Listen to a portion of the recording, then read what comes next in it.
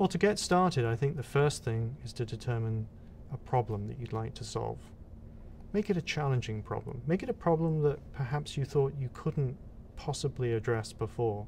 And bring together a team of people from around the organization who really understand your business.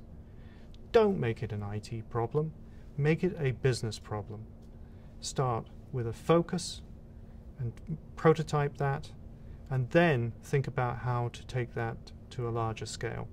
I think one of the fundamentally different ways of how we do information analysis in the big data world is that we no longer need to spend a whole lot of money into organizing data first and then trying to create value out of it. We leave it fairly unorganized, and I don't mean necessarily unstructured. Lots of data is structured, but it's not yet organized into a relational database or into a enterprise data warehouse.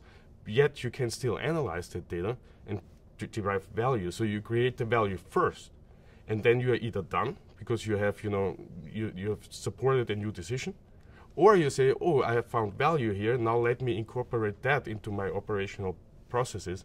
But you already have proven that there is something, rather than spending millions and millions of dollars in organizing first.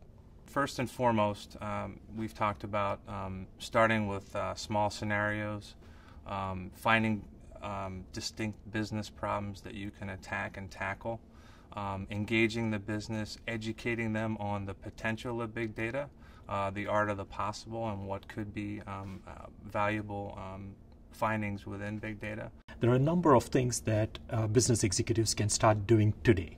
For example, most of the organizations that we go into are pretty adept at using internal information. Very few times are they actually using some of the external information. And even if it is external information, they typically go license some of that data and then try and use it in a piecemeal fashion.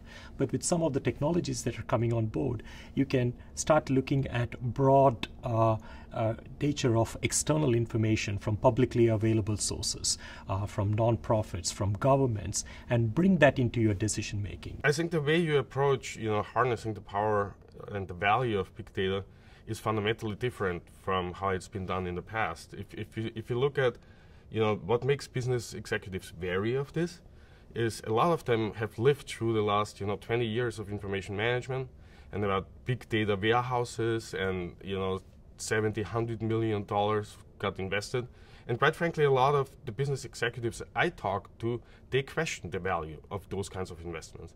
You can start looking at the entire social network and what people are talking about you as a company, your brand, your concept, or your products, and then start getting intelligence. It's almost like listening to your customers and prospects every day, every minute, every second. Of course, there's a lot of data. You need to be very smart in trying to understand exactly what you want to tease out of all that conversation and chatter that happens. But organizations can start doing that today.